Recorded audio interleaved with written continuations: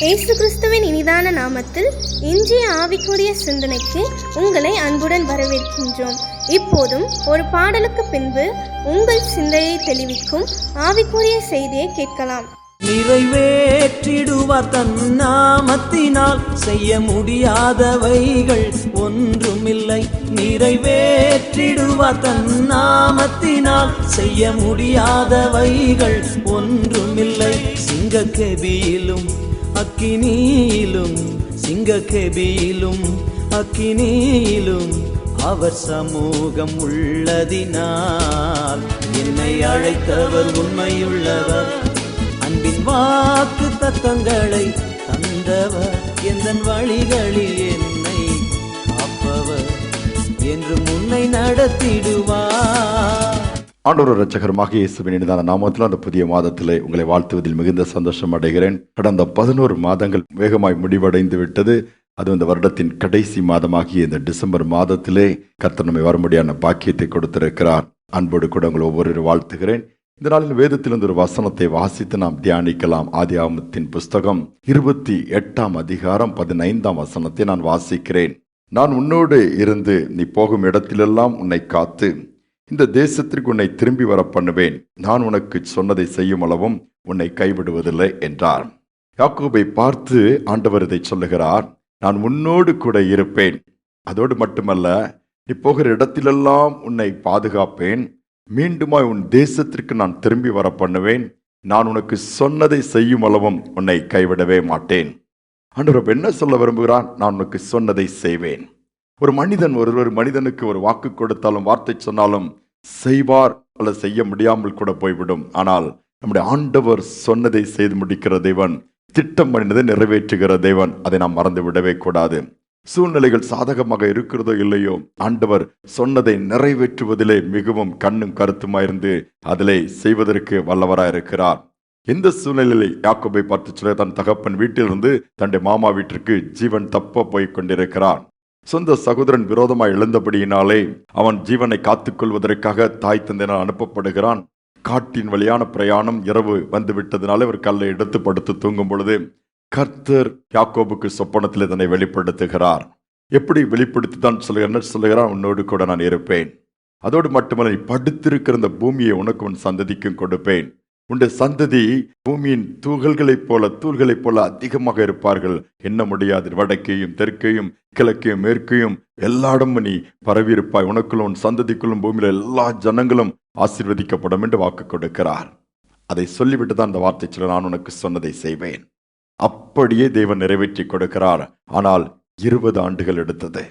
இன்னைக்கு காத்திருப்பது என்பது கடினமான ஒரு காரியம். இந்த வருட துவக்கத்திலே ஒரு பெரிய எதிர்பார்ப்போடு நீங்கள் ஆரம்பித்திருக்கலாம். இந்த வருஷத்துல இந்த காரியத்தை கர்த்தர் செய்வார், இந்த காரியம் நடந்துவிடும், இதற்கு ஒரு முடிவு வரும், இந்த சூழ்நிலை மாறிவிடும். பல எதிர்பார்ப்புகள், பல வார்த்தைகள், வாக்கு தத்தங்கள் எல்லாவற்றையும் பிடித்து கொண்டு ரொம்ப சந்தோஷமா ஒருவேளை ஆரம்பிச்சு இன்னைக்கு வருட கடைசியில வந்துட்டோமே, ஒரு உள்ளங்கை மேகத்தை கூட என்னால் பார்க்க முடியவில்லையே, மாற்றத்தை கூட என்னால் பார்க்க முடியவில்லையே, இன்னும் பிரச்சனை பெரிதாகித்தானே கொண்டிருக்கிறது, முடிவில்லையான்னு சொல்லி ஏங்கிக் கொண்டிருக்கிற உங்களை பார்த்து சொல்லுகிறார், என் ஆண்டவர் உங்களுக்கு சொன்ன வார்த்தையை நிச்சயமாக நிறைவேற்றுவார். ஏன் தெரியுமா? எபிரேயர் 10:36 சொல்லுகிறது, வாக்குத்தத்தம் பண்ணப்பட்டதை பெறும்படிக்கு நமக்கு பொறுமை தேவையாக இருக்கிறதா? காத்திருந்துதான் ஆக வேண்டும். ஏனால் குறித்த காலம் என்று உன்னை ஆண்டவர் வைத்திருக்கிறார். ஆபிரகாமுடைய வாழ்க்கையில் இருந்து வேதத்தில் கடைசி வரை நீங்கள் வாசித்து பாருங்கள். ஒவ்வொரு காரியத்திலும் ஒவ்வொரு மனிதர்களுக்கும் என் தேவன் கொடுத்த வாக்குத்தத்தம் குறித்த காலம் வரும் பொழுது சரியாக நிறைவேறியிருக்கும். ஆபிரகாம் 25 ஆண்டுகள் காத்திருக்க வேண்டிய அவசியம் இருந்தது. ஆனால் வேதம் சொல்லுகிறது, ஆதியாகமம் 21:2 ஆபிரகாம் முதிர் வயதால் இருக்கிறேன், சாரால் கர்ப்பவதியாகி குறித்த காலத்திலே ஈசாக்கை பெற்றெடுத்தாலாம். குறித்த காலம் 25 ஆண்டுகள் கழித்துதான். ஆனால் 75வது வயதில் ஆண்டவர் சொன்னார் 25 years. யாக்கோபுக்கு 20 வருடங்கள் எடுத்தது. யோசிப்படுத்திக் கொடுங்கள். சொப்பனத்திலே காரியங்கள் வெளிப்படுத்தினார். வெளிப்படுத்தப்பட்ட காரியம் நிறைவேறக்கு 17 ஆண்டுகள் ஆனது. அப்படியே நீ காலேப்புக்கு வந்தீங்கன்னா 45 ஆண்டுகள் அந்த மலை தேசத்தை பெற்றுக் கொள்வதற்கு. யாரெல்லாம் காத்து கொண்டிருந்தார்களோ அவருக்கு தேவன் கொடுத்த ஆசீர்வாதம் பெரிதான ஒன்றாகத்தான் இருக்கிறது. ஆபிரகாமுக்கு வாக்கு தத்தத்தின் பிள்ளையை கொடுத்தார். அதே இதிலே அப்படி யாக்கோபுக்கு வரும் பொழுது பல விதத்தில் ஆசீர்வதித்து சுதந்திரிக்க பண்ணுகிறார் காரியங்களை. இன்னும் அடுத்தல் பார்ப்பீர்கள் என்று சொன்னால், தாவீது காத்திருக்கிறான். அபிஷேகம் பண்ணினவுடன் ராஜாவாய் மாறிவிடவில்லை. குறித்த நேரம் வரும்பொழுது உயர்ந்த சிங்காசனத்தில் உட்கார வைத்தார். யோசேப்புக்கு சிங்காசனம் கிடைத்தது, காலேப்புக்கு மலை தேசம் கிடைத்தது. உங்களுக்கும் எனக்கும் செய்ய வல்லவரா இருக்கிறார். ஒரு அருமையான குடும்பத்தினுடைய சாட்சியை நான் கேட்டேன். 3 பெண் குழந்தைகள், கணவன் மனைவி, சந்தோஷமாக தான் போனது. கடவுளுக்கு பயந்த குடும்பம். தகப்பன் தனக்கு கிடைக்கிற சொற்ப வருமானத்திலே அந்த குடும்பத்தை நடத்தி கொண்டிருந்தார். 3 பெண் பிள்ளைகளையும் கஷ்டப்பட்டு படிக்க வைத்து விட்டார். அடுத்து திருமணம் பண்ணி வைக்க வேண்டுமே. எல்லா பிள்ளைகளும் கர்த்தருக்கு பயந்த பிள்ளைகள்.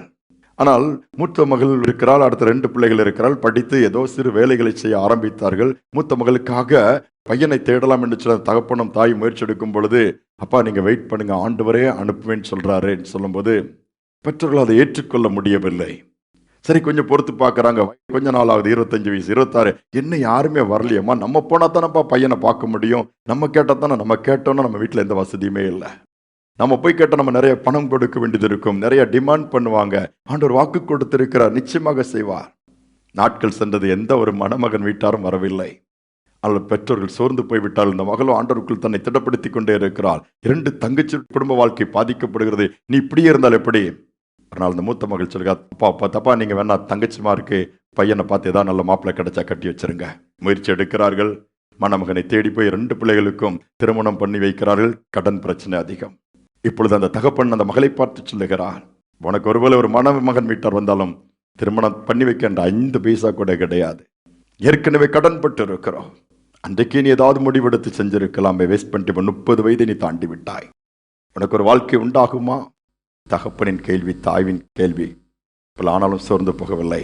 கர்த்தர் சொன்னதை செய்கிறவர். என் ஆண்டவருக்கு இதெல்லாம் பெரிய காரியமே இல்லை.